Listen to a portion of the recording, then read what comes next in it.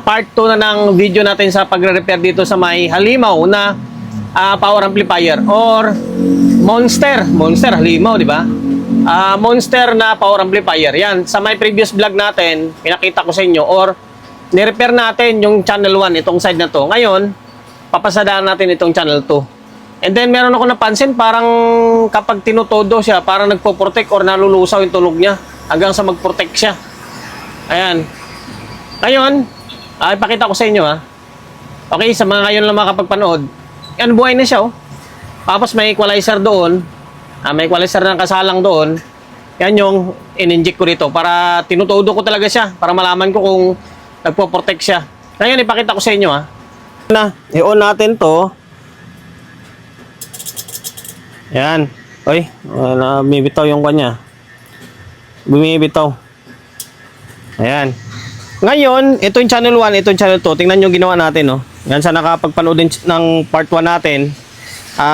Or sa mga hindi pa nakapagpanood, tingnan nyo na lang or panoorin nyo na lang, ha. Ito may naka-inject na speaker. Tapos, naka-parallel tayo. Naka-parallel, isang input lang. Ay, gumagana yung EQ natin, no? Pansinin nyo, ha. Yung channel 1. Okay. Ito yung na-repair na natin. Tapos may mga pinutol pa sila dyan, yung clip pinutol nila. Okay naman to eh, working naman to. Pero kapag tumagal yan, magpo-protect siya. Maka-copyright kasi ako eh.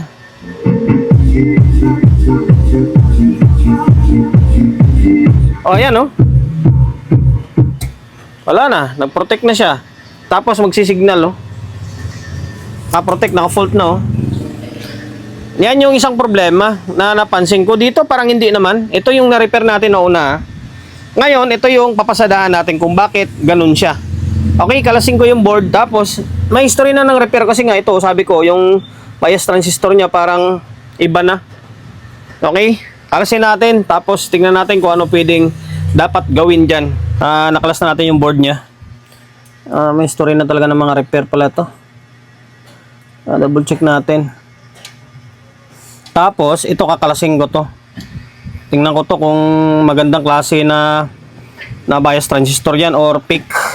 Kasi may mga D669 ngayon na peak eh. Ano pa ba mga dapat silipin natin? Ito, okay naman. Ito, try ko muna bunutin to. Yan, bunutin ko muna to. Tapos, check natin kung peak. Nabunot ko na. Ito yung klase ng D669 na kwan, hindi siya pure silicone. 669 rin naman to. Okay, naskas pa talaga oh. Kinaskas. Hello. Naglag pa yung tornilyo. Yan, 669 ito. Parang pinutol no. Ngayon, pakita ko sa inyo check natin to kasi ilang beses na ako naka-encounter or marami akong stock na ganitong klase D669 na dumidikit. Dumidikit, hindi maganda ito. Ngayon, ito, magnet, laki oh. Oh, confirm nga oh. Diba? Hindi maganda to. Oh. Oh. Dumidikit talaga siya oh. Palitan natin to. Palitan muna natin to. Palitan muna natin to. Tapos, i-calibrate natin. I-fix bias din natin to mamaya.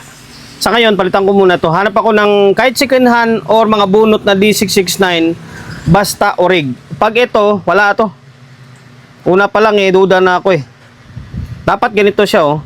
Kahit hindi siya pure silicone, kahit ganito basta orig. Mga bunot, maganda pa nga yun eh.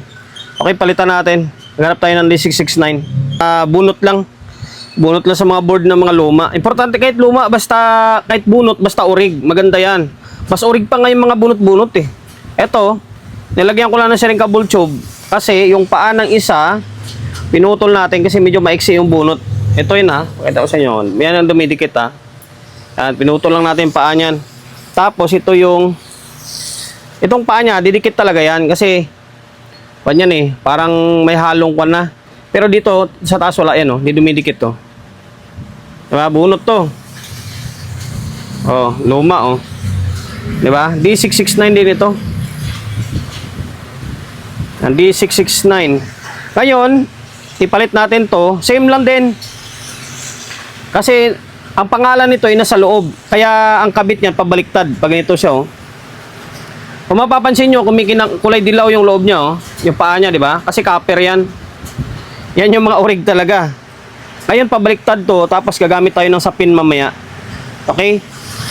Yan, kabit ko muna to. Naibalik ko na yung naikabit ko na yung focus ka. Yung bias transistor natin, oh. Yan, kailangan meron tayong plastic bushing. Para hindi mo na kailangan magsapin ng tornilyo. Kasi ito, bakal to. Plastic bushing ang ginagamit natin. Tulad niyan, oh. O, di ba? Para hindi sumayad yung tornilyo dito sa may kolektor niya. O, yan. Lagyan lang natin ng shrinkable tube para hindi siya magkadikit-dikit. Ayun, pwede na ibalik nito. Para testing natin. Tingnan natin kung ano yung bias na lalabas dito. Ay, balik natin yung board. Ngayon, i-audio test ko sana. Hindi ko pala nasukatan. Patanggalin muna natin yung speaker tsaka input niya. I-audio test ko na sana. Yan, sukatan muna natin yung biasing. Tingnan natin kung ano yung bias na lumabas. Okay, on ko muna dito. Okay, naka-on na yan. Tapos, sukat tayo. Baliktad. Baliktad na lang lagi yung salang ko. Dito, bumaba siya, oh. Siguro, in-adjust nila yung biasing dyan. Pwede pang itaas yan. Taas ng mga 0.5. Ay, 0.5, mga 0.25. Bumaba siya ng konti. Ngayon, balik natin yung audio input tsaka na speaker. Naka-stereo kasi ito. Although pwede naman i-parallel to. Parallel natin. Okay, naka-parallel. Dito tayo sa taas. Kapag naka-parallel sa taas yan, input 1 lang. Tapos, yan. Gumagana, oh. Tapos, volume natin. Tignan natin kung magpo-protect pa rin siya.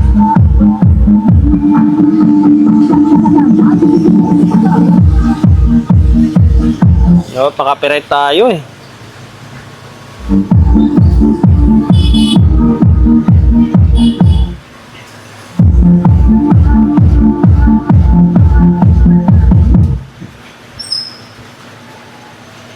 Parang nagpo-protect pa rin. Although dahil naka-bulb siguro ako.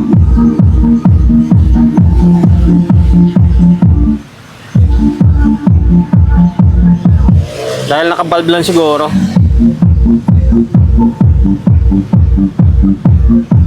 Okay, i-fix bias muna natin. Kung ano yung ginamit natin dito, yun din gagamitin natin. I-fix bias muna natin para makuha natin, malaman natin kung ano yung pagbabago niya. I-fix bias ko na. Same lang din naman sa isang channel. Yan. 2.7K yan. Ngayon, ibabalik ko muna ito. Tapos, ano ba tawag nito? Balik muna natin. Tapos sabay testing ulit. Tapos, ano bang gagawin? Pwede ko sigurong ito 20 ito. Tapos, para malaman natin kung magpo-protect ba siya o hindi. Ito 20 natin. Kasi naka-bulb kanina, eh. Nalik ulit tong board na to. Naka 20 tayo, ah. Yan, naka 20 na yan. Diretso dito yan. Pero may switch pa rin naman. Tinanggal ko yung isang board. Kasi, in case na may problema mamaya, magsusuyod ulit tayo.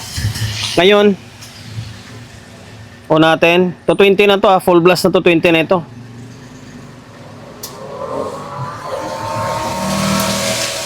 Naka-inject pa rin yung kan natin. 2.7K, minix bias natin. Gumagana pa rin tong may speaker and then may audio input pa rin. Ngayon, na natin,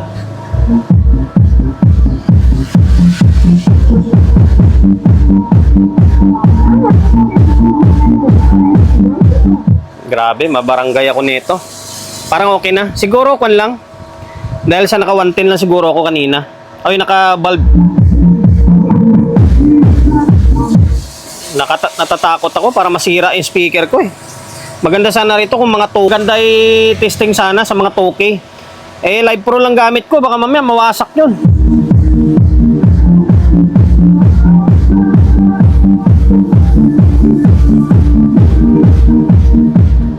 Grabe. Hindi pa natin may papalabas yung yung clip niya, oh.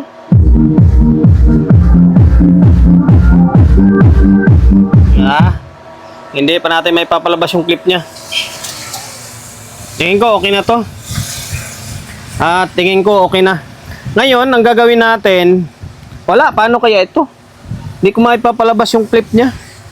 Dapat siguro, dapat mga 2K sana na speaker. Maganda sana dito. 1K lang, mapipisa yung 1K natin. Doon tumalaman kila paring Mar.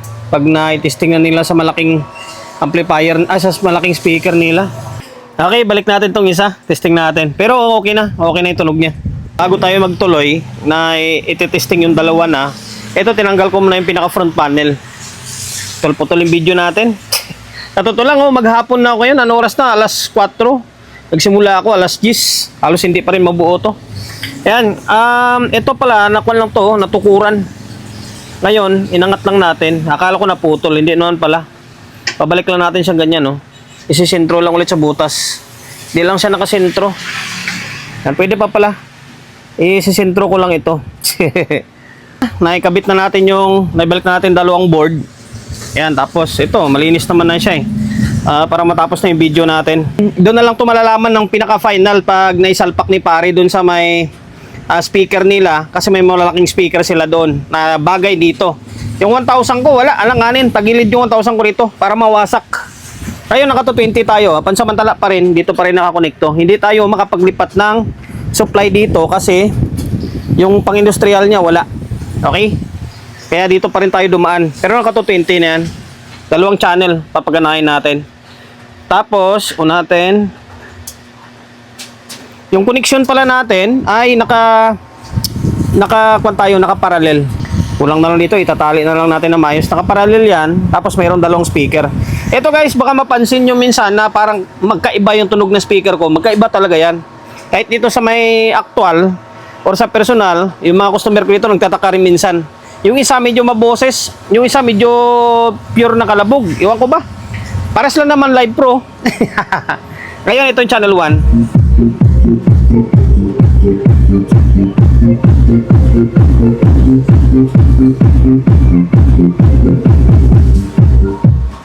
Okay, solid.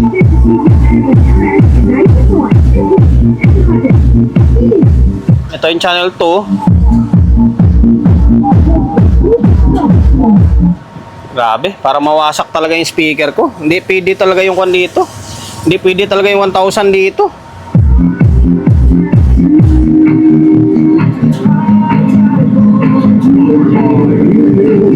Ay, makapirate tayo.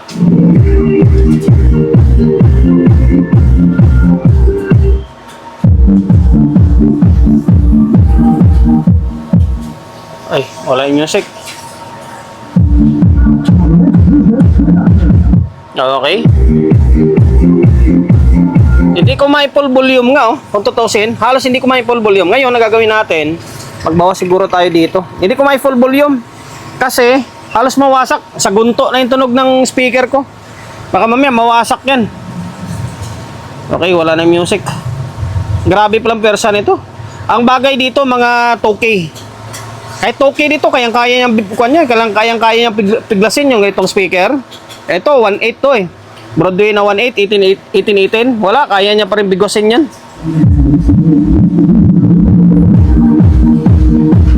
Okay, ayan, i-full volume ko siya kasi binaba ko yung volume doon, oh. Tingnan nyo.